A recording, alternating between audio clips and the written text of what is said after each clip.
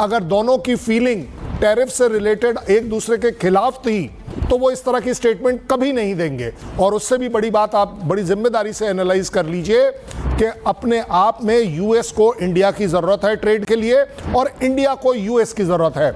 इस win win situation में tariff is a problem, लेकिन उन्होंने उनके जो इकोनॉमिक एडवाइजर हैं यूएस के, उन्होंने कल क्या बोला था, उन्होंने क्लैरिटी से बोला कि the budget is indicating that there is something happening on tariff. और मैं कहता हूं आप कृपया कर मान लीजिए आज आपको अगले कुछ महीने और साल में दिख जाएगा हमारा ट्रेड अगर बढ़ेगा तो वो इसीलिए बढ़ेगा कि हमने आपस में एक दूसरे को विन विन सिचुएशन में इज्जत करी है, रिस्पेक्ट करी है म्यूचुअली कि टैरिफ रिलेटेड हमारे बीच में प्रॉब्लम नहीं होनी चाहिए। और वैसे भी इंडिया अभी इस समय अकेला कंट्री है जिसके खिलाफ कोई टैरिफ अनाउंस नहीं हुआ है। कर्नल सिंह, आपने जो बात कही है, मैं एक बार जरा अपने दर्शकों को ये बताना चाहती हूँ कि प्रधानमंत्री और नरेंद्र मोदी और प्रेसिडेंट ट्रंप के बीच जब ये वार्ता हुई है तो प्रेसिडेंट ट्रंप ने ये कहा कि हम इसे लेकर, टैरिफ्स को लेकर एक डील जल्द ही वर्कआउट करेंगे।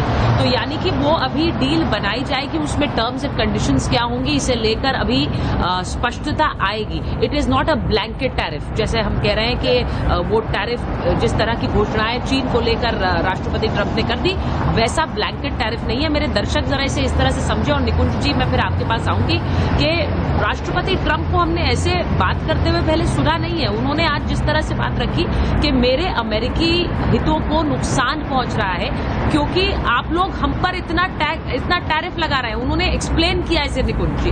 उन्होंने कहा कि मेड इन अमेरिका गाड़ियां यहां आती हैं और उसके बाद यहां उन पर आप 70% टैरिफ लगा देते हो तो वो इतनी महंगी हो जाती है कि आपके यहां पर लोग खरीदते नहीं है, तो हमारा मार्केट, हमारा प्रोडक्ट भी खराब हो रहा है। तो वो ये एक तरह से उस डील को समझा रहे थे। वो टैरिफ्स को थोपने की बात नहीं है। यहां पर ऐसा लग रहा था कि वो भारत के लोगों को भी समझा रहे हैं कि ये मेरे लिए नुकसान है, इसकी भरपाई थोड़ा आप कीजिए, थोड़ा हम करेंगे और फिर हम आगे चल सकेंगे। निकुंज जी, देखिए, एक कंट्री की आप बात कर रहे हैं, अमेरिका की, और अमेरिका जब दुनिया के साथ ट्रेड करता है तो उसको एनुअली करीब 1100 बिलियन अमेरिकन डॉलर का नुकसान होता है पूरी दुनिया के साथ ट्रेड करने में। तो ये कैसा ट्रेड हुआ, डोनाल्ड ट्रंप उसी बात को समझा रहे हैं। और अगर हम देखें तो अमेरिका के 90वें नंबर पर हम आते हैं और अमेरिका को 33 बिलियन अमेरिकन डॉलर का जो लॉसेस है वो इंडिया के साथ होता है, कि ट्रेड डिफिसिट अमेरिका को होता है। अब अमेरिका कहना ये है कि अगर इंडिया अपने टैरिफ रिड्यूस करेगा तो अमेरिकन जो प्रोडक्ट्स हैं वो इंडियन मार्केट में पकड़ बनाएंगे।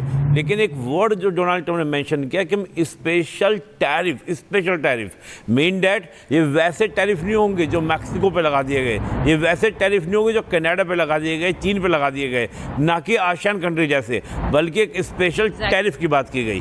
तो मीन दैट कहीं ना कहीं अमेरिका इस बात को जान रहा है कि इंडिया के साथ, और देखिए होता क्या है जब हम इंटरनेशनल रिलेशंस की बात करते हैं तो this is relation is give and take, यानी कि आप हमें क्या देंगे, नेगोशिएशन किस प्रकार से होगा। जैसा कि कहा गया कि आज इंडिया अमेरिका से कह रहा है कि हम आपका ऑयल लेंगे, गैसेस लेंगे, यानी कि आपका जो ऑयल है वो हम लेने के लिए तैयार हैं। डोनाल्ड ट्रंप अपने पिछले टर्म में आप देखेंगे तो डोनाल्ड ट्रंप ने उस समय कहा था कि अमेरिका बहुत ही ज़्यादा उत्साहित है कि वो एक ऑयल एक्सपोर्टर बने। रीज़न डैट के आने वाले समय में एनर्जी के लिए जो ऑयल है वो पुराने ज़माने की बात हो जाएगी। अमेरिका को लग रहा है कि मेरे पास में जो ऑयल के रिजर्व्स हैं वो खाली होने चाहिए, ख़त्म होने चाहिए, क्योंकि आज से 15-20 साल बाद ऑयल की रिक्वायरमेंट नहीं है। इंडिया ने ऑफर दे दिया कि हमको आवश्यकता ऑयल की, आप हमें दीजिए, लेकिन टैरिफ में थोड़ा सा कंसेशन दीजिए, टैरिफ को लेकर इतना आप रिजिड मत होइए। तभी उन्होंने वो टर्म यूज़ किया, special tariff plan with India. तो स्पेशल का मतलब ये वर्ड मैंने किसी के साथ नहीं देखा, ना मैक्सिको, ना कनाडा, ना चीन, ना आसियान कंट्रीज। तो मेन डेट कोई ना कोई जो आपने कहा था अभी कि हम लोग प्लान करेंगे। कह रही थी कि उन्होंने एक डील की बात की है और उस डील की घोषणा की बात की है जिस पर एक रूपरेखा तैयार की जाएगी। एक और बड़ी खबर अपने दर्शकों को बताएं, आज प्रधानमंत्री नरेंद्र मोदी ने कैसे इस बात को रेखांकित किया है कि उनके और डोनाल्ड ट्रंप के बीच जो एक समानता है वो है नेशन फर्स्ट, यानी राष्ट्र सर्वोपरि की भावना। जरा सुनिए प्रधानमंत्री नरेंद्र मोदी ने कैसे इसको वहां पर पहुंचे पत्रकारों के सामने रखा। वहां मागा की बात होती है तो भारत भी मीगा की बात करता है, मेक इंडिया ग्रेट अगेन। सुनिए। मैं राष्ट्रपति ट्रंप से एक बात हमेशा अप्रिशिएट करता आया हूं, सीखता आया हूं कि वे राष्ट्र हित को सर्वोपरि रख करके काम करते हैं। राष्ट्रपति ट्रंप की तरह मुझे भी भारत के हितों को सर्वोपरि रखते हुए कार्य करना ये मेरे लिए सौभाग्य की बात है। राष्ट्रपति ट्रंप की जब भी बात आती है तब मेक अमेरिका ग्रेट अगेन हर किसी को याद आता है, हर किसी को उससे प्रेरणा मिलती है। वैसे ही भारत में विकसित भारत 2047 जब भारत की आज़ादी के 100 साल होंगे तब तक भारत को विकसित बनाने के संकल्प के साथ 140 करोड़ देशवासियों का संकल्प, उसको आज नई गति मिल रही है, नई ऊर्जा मिल रही है।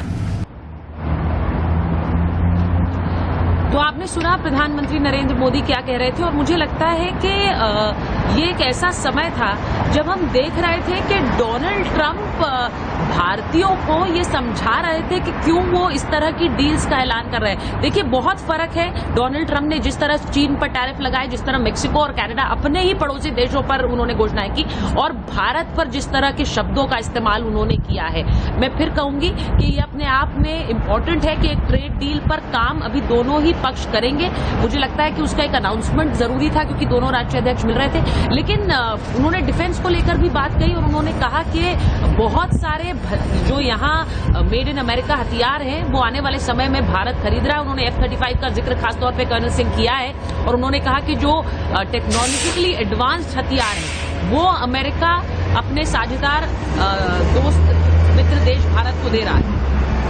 देखिए, बड़े सीधी सीधी बात है कि डिफेंस टेक्नोलॉजी जब तक इंडिया को ट्रांसफ़र नहीं होगी, मुझे नहीं लगता प्राइम मिनिस्टर इंडिया कभी भी कोई भी चीज़ एक्सेप्ट करेंगे। और इसी वजह से आप देखते हैं कि ट्रंप साहब क्या बोलते हैं कि he is a very tough negotiator. कोई हमारा आपसी वो बोलते हैं कंपैरिजन ही नहीं है, वो इतना ज़्यादा टफ और स्मार्ट नेगोशिएटर हैं।